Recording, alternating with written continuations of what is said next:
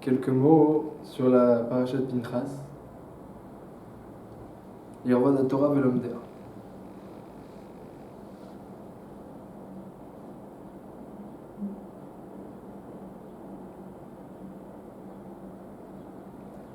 Dans la parasha de Pinchas, qui avait déjà commencé, dont l'histoire avait déjà commencé dans la parasha de la semaine dernière,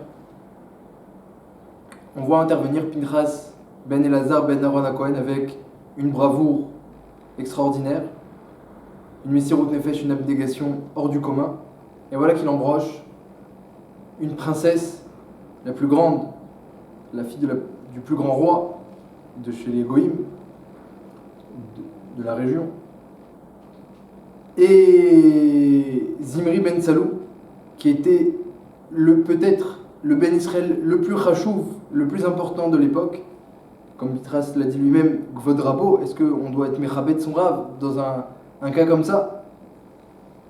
Comme l'explique la Gemara dans Sanhedrin, Zimri ben Salou, c'était le petit-fils de Yaakov, le dernier petit-fils de Yaakov. Shaoul ben Akenanit, le fils de Shimon. Comme ça dit la Gemara dans Sanhedrin d'Af Pebet. Et c'était évidemment le prince de la tribu de Shimon, mais également le plus ancien, Ben Israël. Et voilà que Pinchas a vu la nécessité d'agir avec de la violence, comme l'ont dit les autres tribus. Akadosh Baruch Hu a dit non, c'était la violence au service du shalom, et c'était un acte de shalom, Hineni noten lo et beriti shalom. Alors une des récompenses de Pinchas, mis à part qu'il a mérité la Keuna, dit le Midrash Yalkut, au nom de Resh Lakish, c'est que Pinchas, eh bien Akadosh Baruch Hu lui a dit, je te donne le shalom, la paix du Malach Hamavet. C'est-à-dire qu'il ne viendra pas t'embêter, en d'autres termes, il sera éternel. Et comme le dit la Gemara, Bekama Ekomod, notamment Bamatia et dans Baba Batra, Eliyahu Hanavi n'est personne d'autre que Pinchas, qui a vécu très longtemps. On le revoit dans le Nach à plusieurs reprises. Pinchas, on voit qu'il traverse 12 générations. Après, il est devenu Eliyahu Hanavi, et après avoir été le Navi Eliyahu, il est devenu un Malach, qui vient, eh bien, dans les grandes occasions, ou alors chez les grands tzadikim, comme on le sait.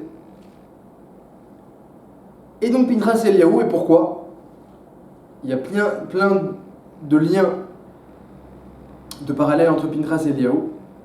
Notamment, c'est marqué que Pinchas Eshiv et Ramati, Me'al Bnei Israël, Akadosh Baruch Hu, qui viachol, si on peut s'exprimer ainsi, il était énervé, en colère contre les Bnei Israël qui ont agi avec les filles de Midian. Ils ont fauté dans les harayot, dans la débauche, ils ont fauté dans la vodazara. Alors oui, c'était pas vraiment de leur faute, et puis c'était un projet de Bilam, et c'était bien organisé. Mais les Maasés, ils ont fauté.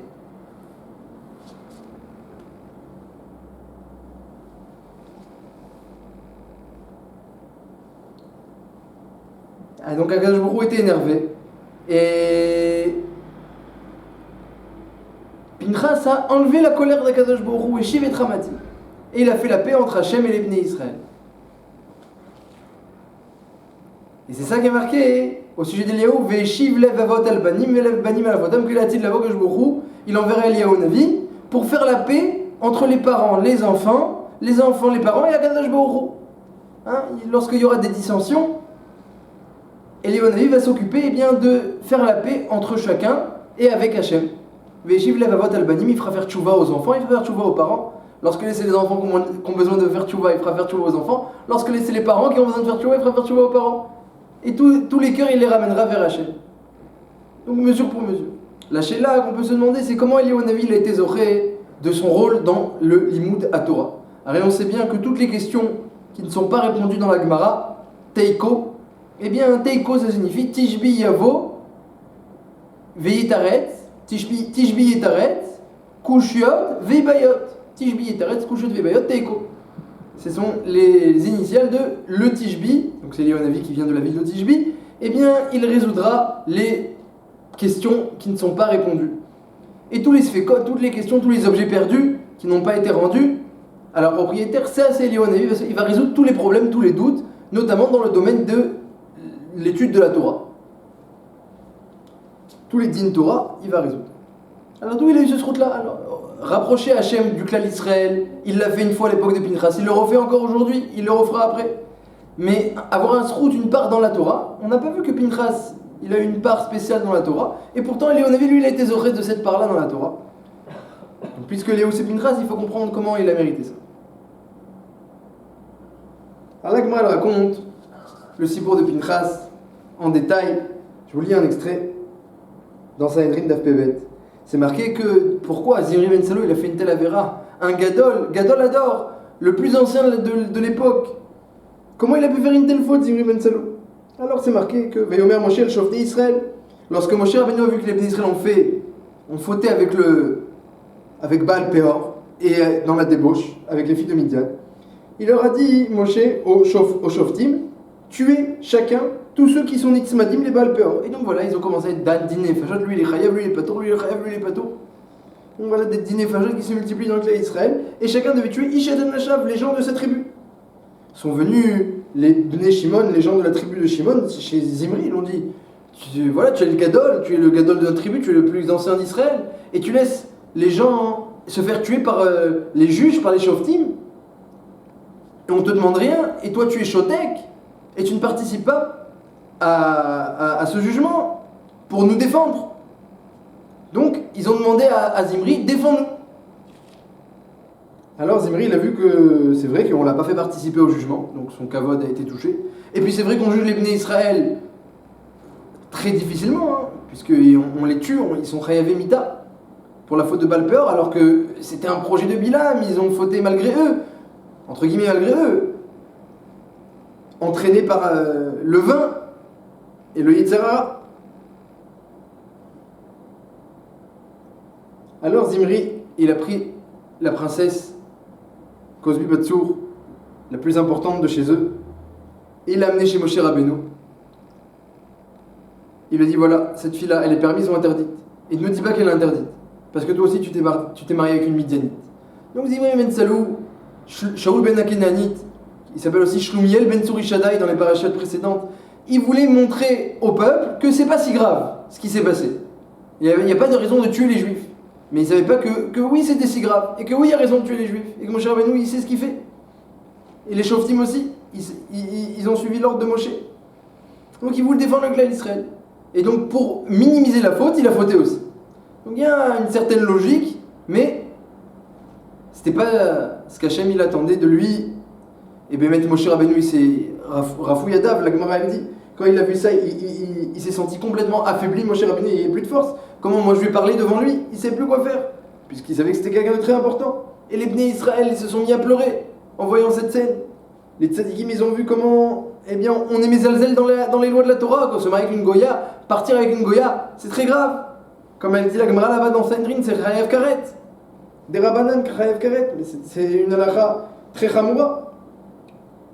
Donc ils se sont mis à pleurer, jusqu'à que Pinchas, il n'a pas supporté, et il s'est rappelé d'une halakha dont personne ne s'est rappelé. Tellement, eh bien, son mal-être était insoutenable que ça lui a fait revenir une halakha qu'on a entendu au Har Sinaï, mais très rapidement, et on ne l'a pas étudiée, et personne ne s'en est rappelé, Moshe Rabbeinu ne s'en rappelait pas. On a entendu à un moment au Har Sinaï que Abol Aramid Kadem Pogimbo. Comme ça, voilà, brièvement.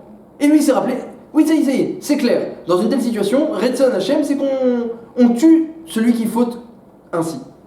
Donc il est parti voir Moshe Rabbeinu, il lui a dit tu te rappelles de cette halakha? Il lui a dit maintenant tu me l'as rappelé. Mais à toi de l'appliquer puisque c'est toi qui t'en es rappelé. Et voilà qu'il prend un romar, c'est marqué, il est sorti du Beth Midrash, il a pris une lance, de là on apprend dit la Gemara qu'on rentre pas au Beth Midrash avec une arme. Il est sorti du Beth Midrash, il a pris une lance, il a enlevé le fer, il l'a caché dans son vêtement, et puis il s'est appuyé sur le bâton sans le bout, comme une béquille. Comme une canne. Il est arrivé devant la tribu de Shimon. Il a dit les gens de Shimon sont plus importants que les gens de Lévi. Sous-entendu, vous fautez, non on vote pas. Ils ont dit laissez-le rentrer. Il veut être matière lui aussi, il veut être matière la Havera. Donc ils ont cru que lui aussi, il est dans la même démarche que Zimri ben Salou, de minimiser la chose et d'être matière la chose. Comme ça, les juifs ils vont arrêter de mourir.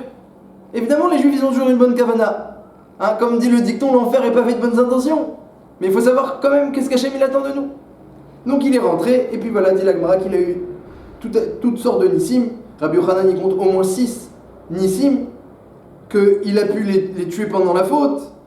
Ils n'ont pas pu crier pour que les gardes, parce qu'il y avait de nombreux gardes de la tribu de Shimon, viennent les aider. Il les a embrochés de telle manière qu'on ne puisse pas contredire ce qui s'est passé. Ensuite, il y a eu des malachim qui sont venus, qui ont troublé les gens de la tribu de Shimon pour pas qu'ils se mettent à attaquer Pinchas lorsqu'il est sorti. Il y a un malach qui a soulevé la tente pour qu'il puisse sortir avec la lance sans que la porte elle coince.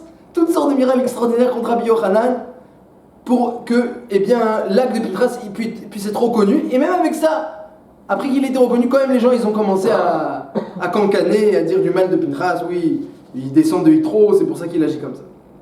Voilà le sipour qui est marqué dans la Gemara. Et qu'est-ce qu'on voit dans ce sipour? On voit que Pinchas, il s'est rappelé d'une halakha dont personne ne s'est rappelé. Et là où tout le monde rafouillait des M, ils se sont sentis faibles, lui, il n'a pas supporté. Comme Eliyahu Navi qui a dit Kano kinatil Hashem betifara. Est-ce que je vais supporter qu'on manque de kavod à Hashem à l'époque de Eliyahu Navi? Alors les gens ils servaient aussi la Vodazara. Ils servaient Hashem et ils servaient la Vodazara, c'était l'époque de Achav.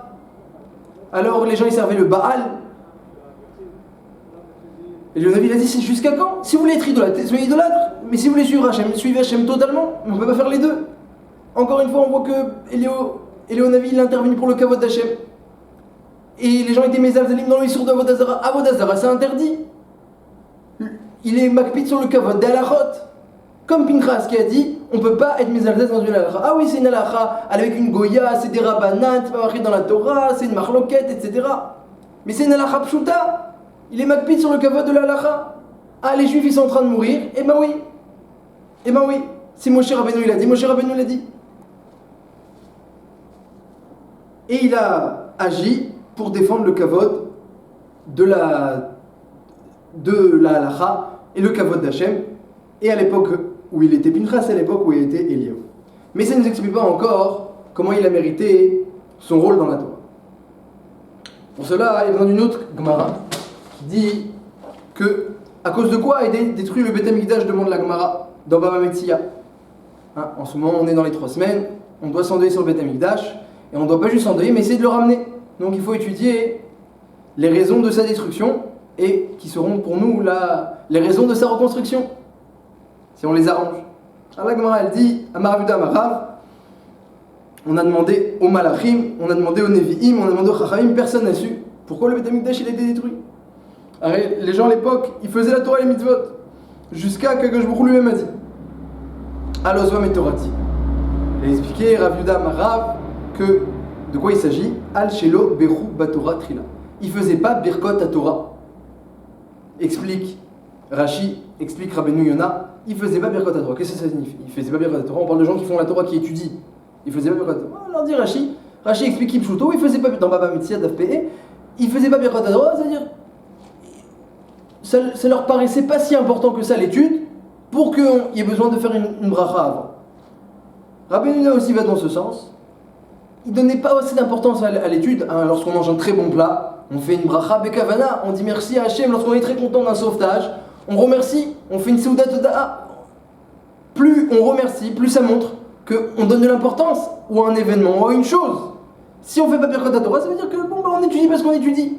À l'époque, tout le monde était Shomrei Torah au mitzvot, tout le monde étudiait, c'était évident. Les mitzvot c'était évident, la Torah c'était évident. Il n'y a pas besoin de faire une bracha, une oda'a extraordinaire à Hachem. Certains la faisaient, certains la faisaient pas. On n'était pas makpid.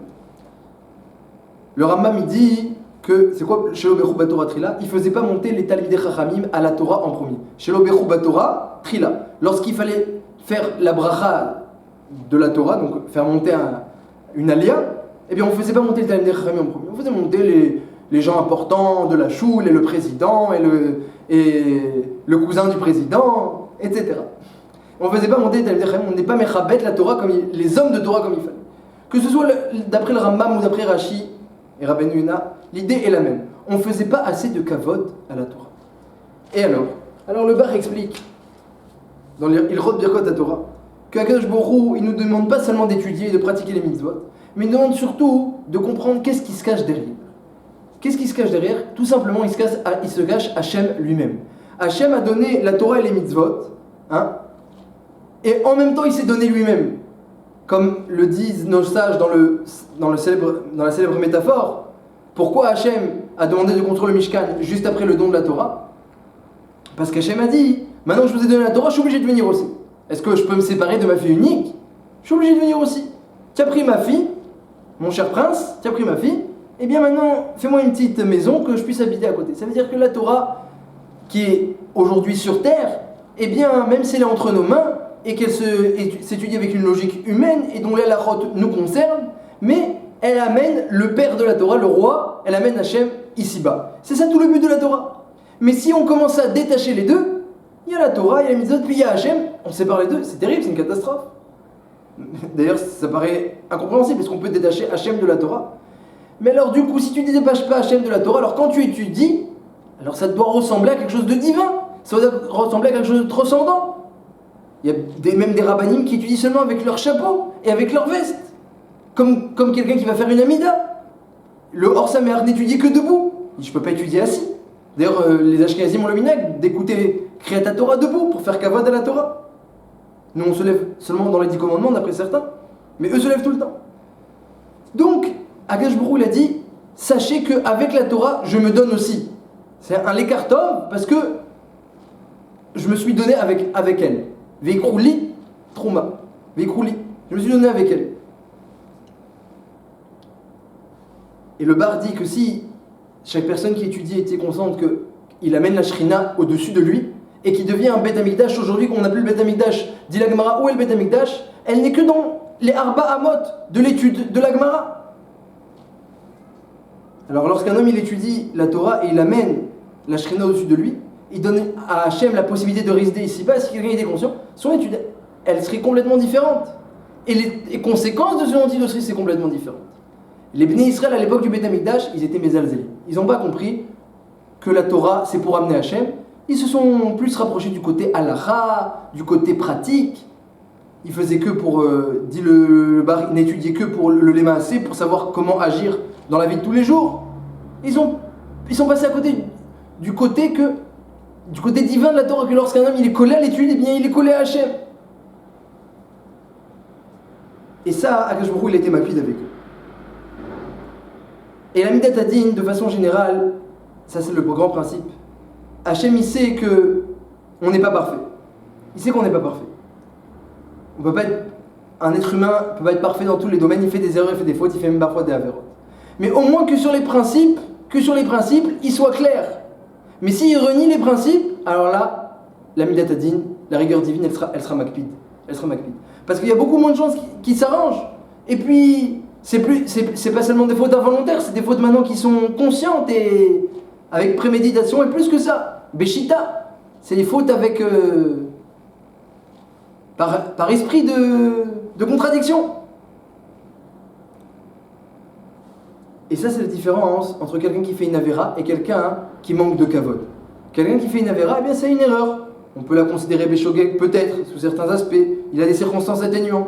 Mais si quelqu'un il est mezalzel, il manque de kavod, comme Zimri ben Salom, il a manqué de kavod à Moshe Rabbeinu, il a manqué de kavod à une halacha de la Torah, il savait très bien que c'est la source de prendre une goya. C'est vrai qu'il a comparé à la femme de Moshe, mais la femme de Moshe, il s'est marié avec elle avant Matan Torah, maintenant elle s'est convertie avec tout le monde.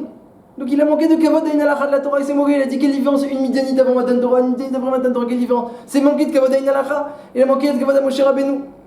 Eh bien, un manque de kavod, ça c'est insupportable. Aux yeux de Pinchas, c'est insupportable. On manque pas de kavod. Fauter, Pinchas il n'est pas parti tuer lui-même les juifs qui ont fauté. Parce que fauter, on peut comprendre. Mais Zivri Menzel aussi, lui aussi, il a compris que les juifs, ils ont fauté, que c'était pas tellement de leur faute. C'est pour ça qu'il a voulu les défendre. Mais en étant Mezalzel, dans le kavod de la Torah, alors ça a entraîné la destruction de Beth Amikdash, une chose pareille. Et Midat Hadin, elle frappe lorsqu'on manque de kavod. Lorsque sur les principes, il y a un problème, alors la Midat Hadin elle frappe. Mais lorsque les fondements sont forts, même s'il y a des erreurs de manœuvre, des erreurs en pratique, ça, eh bien déjà, on peut beaucoup plus défendre et il y aura moins d'accusations sur la personne. C'est le Yesod qui a entraîné, c'est ce principe qui a entraîné la destruction du Beth Amikdash, c'est sur ça qu'on doit s'arranger, sur les principes. En pratique, c'est difficile des fois de s'arranger, mais au moins dans les principes de s'arranger. De les apprendre, de les connaître, de savoir qu'est-ce qu'Hachem il attend de nous. De comment on doit étudier la Torah, avec quelle perception, et savoir qu'on devient nous-mêmes un Beth Amikdash Me'at lorsqu'on étudie, puisque la Shrina elle vient sur nous. celui qui est tout le temps cachour à l'étude, alors la Shrina elle s'en va pas de lui. Dit le Zohar dans la Hakdama. Et à la suite de la destruction de Beth Amikdash, alors Al-Ru Bagola Sarea En Torah. Les Bnei Israël ils sont partis en exil et la Torah elle s'est perdue. Et aujourd'hui, après la destruction du Beth Amikdash, la Torah qui nous reste, dit le Gaon de Vilna, c'est qu'une écorce par rapport à la profondeur et l'infini de la Torah. On n'a plus qu'une écorce, on s'accroche à elle. On n'a plus qu'une écorce, dit le Gaon de Vilna. Et pour être marzir cette Torah, alors il faut réparer la faute qui a entraîné la destruction du Beth Amikdash et la disparition de la Torah, et c'est le manque de kavod de la Torah. Si quelqu'un il montre à Hachem, la Torah elle est importante pour moi, j'ai compris combien c'est important la Torah, je vais faire des belles brachot pour la Torah, j'ai compris qu'est-ce que c'est un homme de Torah, combien je vais respecter les gens qui sont plus grands en Torah que moi. David Ameler, il appelait Achitophel Rabbi Alufi Yudaï, mon maître, mon professeur, mon enseignant, parce qu'il a pris une halakha ou deux halakhot. C'est tout, ça suffit. Même pas quelqu'un qui est plus grand, quelqu'un qui m'a appris quelque chose. Je vais lui donner du kavod parce que c'est important pour montrer combien ces deux halakhot elles sont importantes à mes yeux. Quelqu'un qui s'est donné du kavod à la Torah, alors il mérite d'une part que la Midat Hadin ne l'accuse pas, parce qu'on va dire mais il a compris, lui, il fait des erreurs, mais il a compris. D'autre part, que la Shrina vient sur lui, parce que c'est une Torah divine qu'il étudie, donc forcément Hachem il vient aussi. Et donc il y a un petit Beth Amikdash, et peut-être même, eh bien qu'Hachem il va décider d'envoyer le Beth Amikdash, et du coup on pourra retrouver la Torah à part entière. Shiti Ibane Beth Amikdash. Dès que le Beth Amikdash sera reconstruit, il nous redonnera une part dans la Torah. Tout ce qu'on a perdu la Torah, c'est parce qu'on a manqué de kavod à la Torah et du coup on a perdu le Beth Amikdash. Si quelqu'un il sait comprendre qu'il peut ramener la Shrina, il peut ramener le Beth Amikdash, alors du coup, il banne Beth Amikdash bimera bimenu, veten chelkenu betoratar. Du coup, on retrouvera la Torah.